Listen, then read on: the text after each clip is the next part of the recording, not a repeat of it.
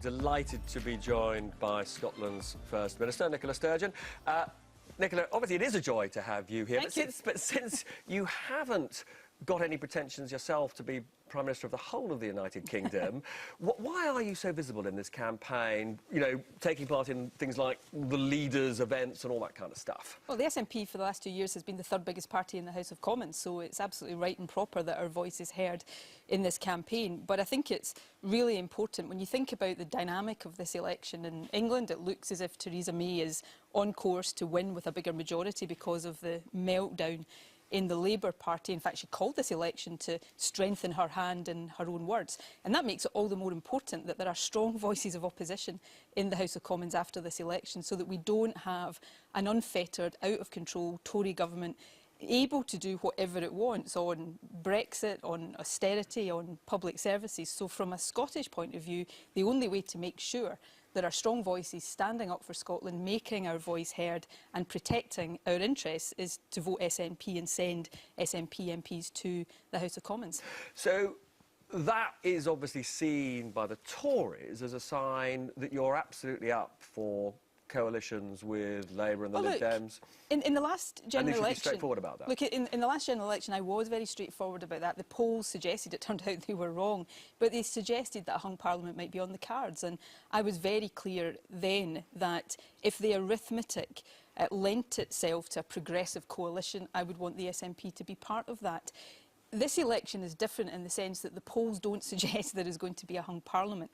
So unless the polls are getting it very, very, very wrong, the arithmetic in the next House of Commons is not going to lend itself to that. What looks more likely is that we will have a strengthened Tory government on the back of a bigger majority in England. So my point is that the dynamic and the important thing in this election is to make sure there is a strong opposition holding that Tory government to account. There are massive challenges for the whole of the UK in the next few years, not just Brexit, but the possibility of an extreme, perhaps chaotic Brexit. There is the question of what happens with austerity. I've got a very different view on that to Theresa May. So these things have really big implications for our public services. So my message is, if you don't want the Tories just to have a free hand to do what they want, if you're in Scotland, make sure you send strong Scottish voices. Tory MPs from Scotland will be rubber stamps for Theresa May. I don't think there's any doubt about that. But just as we've seen in the last couple of years, Angus Robertson, as leader of the SNP group, providing week after week the only really effective opposition to the Tories, then this election gives us the chance to ensure Scotland's voice is not silenced, our Parliament is not undermined. We have those strong voices. Now, you're a left-of-centre party. Do you like what you've seen of Labour's manifesto? Well, it's been really interesting. I know we haven't been supposed to have seen Labour's manifesto thus far. We've seen quite a lot of it. We've seen all of it, I think. It's been really interesting because if I look at some of the key policies that Labour is putting forward, free tuition for university students, scrapping hospital car parking, ambitious targets around renewable generation and climate change, free school meals. Today, even with the Tories Council House building, these are all policies that the SNP government in Scotland has already So to be clear, if there was introduced. an opportunity for a deal with Labour to govern, you'd do it? Look, Jeremy Corbyn's not going to win this election. He's not going to be Prime Minister. I don't think he's going to get within a million miles of number 10. And I'm not saying that in any sort of opinion sense. I'm saying that as a statement of fact, unless the polls are more wildly wrong than they've ever been before. So I'm trying to deal with reality. But the point about Labour's policies is, it's very clear from Labour's manifesto that the SNP has been leading the way in terms of progressive policies in the UK. And, let's make sure we can continue that. We don't have a Tory government that's able to drag Scotland backwards. Let's keep being champions of progressive policies with MPs in the House of Commons that can do that. The biggest risk, in my view, from this election is a Tory government that literally has a blank cheque and a free hand. And if you look at what's going to be the opposition, Labour, Labour's in a sorry state, but does anybody think that after this election they're not going to descend into an even sorrier state as they fight with each other? The only opposition will be the SNP. So a couple of points on this. You do now have the power to set income tax bands, income tax rates. They've proposed a new rate of tax for those earning £80,000 or more, tax on richer people. Would you do that in Scotland? Well, we've just set income tax rates in Scotland for this year, so we've made no change to the basic rate of income tax. What about in the future, though? Can I just... Do you think, is it a good idea? Can I just set out our position first properly? We've not changed the basic rate because we think at a time of rising living standards that would be wrong. We've not raised the higher rate as well, but we decided not to give a cut to higher rate taxpayers. I know, you didn't raise the threshold. So we didn't raise the threshold because that really speaks to our priorities of investment in public services and helping the vulnerable. Slightly better off people paid a bit more. Well, they don't pay more than they pay just now. They're just not getting a tax cut, and that speaks to our priorities. More than in terms of, we, at the 2015 election, said that we would support a 50p top additional rate of tax. We haven't done that in Scotland alone because we don't, although we control the tax rates in Scotland, we don't control measures to get rid of or tackle tax avoidance, so to avoid people switching their income into capital gains. So is that off the agenda then? We haven't done that in Scotland alone, although we keep it under review. I do think there is an argument for that UK-wide. Now, I haven't published my manifesto yet, touch wood, it hasn't been leaked yet. We'll put forward our policies there, but I think there's still a case for that UK-wide at a time when our public services are under so much pressure and we see poverty rates rising because of the Tory welfare agenda. Forgive me, you haven't answered the question now on putting up the tax for those on 80,000 or more. That's not my policy. And so you're against it? Well, it's not a policy I've put forward in Scotland, and we control, as you said, tax rates in Scotland. So as somebody who's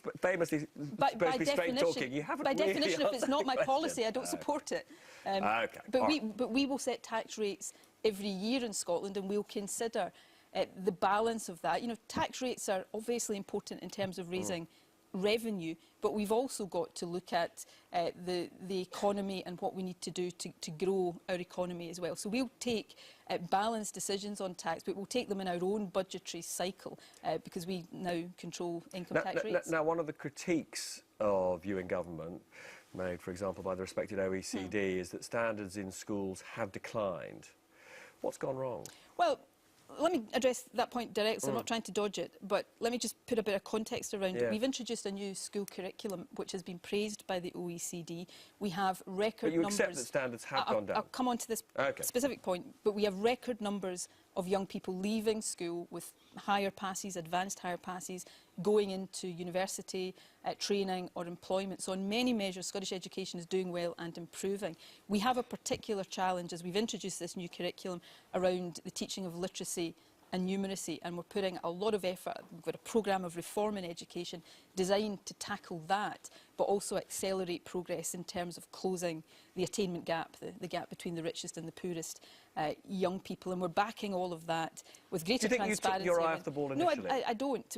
Over the past few years, we've been introducing this new curriculum, but I've been very upfront about my determination to tackle the areas where, to be very frank about it, I don't think we're doing as well as we should be doing. So we have a new attainment challenge. We're putting more resources directly to schools. So I know the debate in England is about falling school budgets. We are increasing the resources going to schools and giving head teachers much greater autonomy about how that money is spent. I've got lots more to ask you. You'll be sad to hear. But first, Anushka's got one or two things to say. Thank you. Well, there has been no love lost these days between our guest and the Prime Minister, Theresa May, and yet it started off so well. This was their first official meeting, and Nicola Sturgeon tweeted that this picture might make girls everywhere feel like nothing is off limits. They were probably quite inspired by this picture too. Another historic meeting between the two most powerful women in Britain, although the Daily Mail decided to use it to wind up us feminists by saying it was a battle of Legsit. Well, here we are not interested in pins, we are interested in politics, so let's compare that. Number one, mandate. Nicola Sturgeon has led her party into national polls in Scotland, and she won 1 million votes in 2016. Theresa May, as Tory leader, hasn't gone to the whole country quite yet, so for now it is a mandate in Maidenhead, 35,000. She'll be hoping to do better than that on June the 8th, but for now, Nicola can boast, my mandate is better than yours. Not so when it comes to the UK-wide personal approval rating. Theresa May in the positive, a +10, perhaps an election bounce. Across the UK, Nicola, I'm afraid it is -36, although I imagine this is the number that she will be interested in, +11 when you just look at Scotland. Now, This week, the Prime Minister talked about jobs for the girls and jobs for the boys. And we learned that in the May household, she does the cooking and he takes out the bins, although he did also point out that she also runs the country. And so I must ask, Nicola, in your household, what are the jobs for the girls? Oh, I'm afraid in my household, my husband does all the cooking and most of the domestic tax. I got on with the girl job of running the country. Oh, nice answer. Do you recognise that distinction between... No, I don't want to get into a sort of ding-dong with the Prime Minister here, but I think it's really important. We're all trying to break down gender stereotypes. And, you know, I've spent a lot of time, and I know Theresa May will agree with this, and saying to girls, there's nothing off limits. You should aspire to whatever you want to do. I think you agree on all that, don't you? That I hope so, but I think we've got to be careful we don't then just play into these gender stereotypes. But I hope we would agree that we should encourage all young girls to think they can run the country, they can be brain surgeons, they can do absolutely anything they want, and that, I think, is really important. Now where you don't agree... on many things. Well, there are a few things, but you, I'm delighted to say, are joining us here at ITV on Thursday for our Leaders' Debate. Yes. The Prime Minister is not joining us, or at least she's so far said she's not joining us. Why do you think she doesn't want to participate in this head-to-head with you and the other party leaders? Well, it kind of looks, if I can use a Scottish word, it kind of looks as if she's feared, which means frightened of the scrutiny. You know, I think doing TV appearances like the One Show is all perfectly legitimate, but not as a substitute for the hard questions and the hard scrutiny. So I'll be delighted to put myself into that debate on Thursday. Theresa May seems to want to go through this election dodging the public, dodging any real questions. You know, there's been reports that the media have to submit their questions in advance. So I'll challenge her today. You know, change your mind, come and join us on Thursday. I'd say the same to Jeremy Corbyn, and let's have a proper debate where we all put forward our policies, but we all are subject to scrutiny and hard questions as well. Yeah. I mean, as it happens, there may be other journalists who are asked to tell them what the... I mean, I've never been asked by any... Sure, I'm only going Theresa May on or anybody to talk about my questions in advance, and of course I never would. You certainly didn't agree to do it for me today.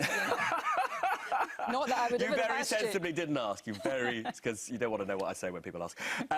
Now, if I could, however, ask you on this whole issue of a second independence referendum, some people think that this vote that we're about to see on June the 8th will be a vote by the Scottish people on whether they want a second independence referendum. How do you see it? Well, firstly, the vote on June the 8th will not decide whether Scotland becomes independent or not. Yes, there's the issue of who should be in charge of Scotland's future. Should it be the Scottish people and the Scottish Parliament, or a Westminster government? My position is quite straightforward. At the end of the Brexit process, and I stress that, not now, but at the end of the process, when we know the terms of Brexit, I think Scotland should have a choice about our future. You know, the Tory position appears to be UK-wide. It doesn't matter how bad the Brexit talks go, people just have to like it or lump it. I don't think that's right. I think we should have a choice over our future. But actually, in this election, there's a much more immediate opportunity for Scotland, and that is to make sure our voice is heard in these Brexit negotiations, because, you know, I think see real risks now, not just of Brexit, but of an extreme or chaotic Brexit. I caught some of what David Davis was saying earlier on, and that would be really damaging to the economy. It would sacrifice a lot of jobs. Now, the Scottish Government put forward proposals just at the tail end of last year that accepted we'd leave the EU, but wanted to protect our place in the single market. Theresa May dismissed them out of hand. So my message in this election to voters in Scotland, you can give some democratic legitimacy to those proposals to try to protect our place in the single market. And whether you voted Leave or Remain or yes or no in 2014, if you vote for me and for the SNP, you strengthen my hand in making sure Scotland's voice is heard. Just very briefly, because unfortunately we are out of time, but can I therefore just, though, be clear, if you get fewer seats, fewer votes than you did last time in this June the 8th election, is that a blow to your hopes of a second independence? We're fighting every constituency to win, but, you know, elections are judged by who wins. So the question is who will win the election in Scotland. Now, I take nothing for granted, but I'm campaigning to win the election in Scotland. And traditionally, in any democracy, it's the party that wins that has the endorsement for its position. Lovely to see you again, and we'll doubtless talk more before June the 8th.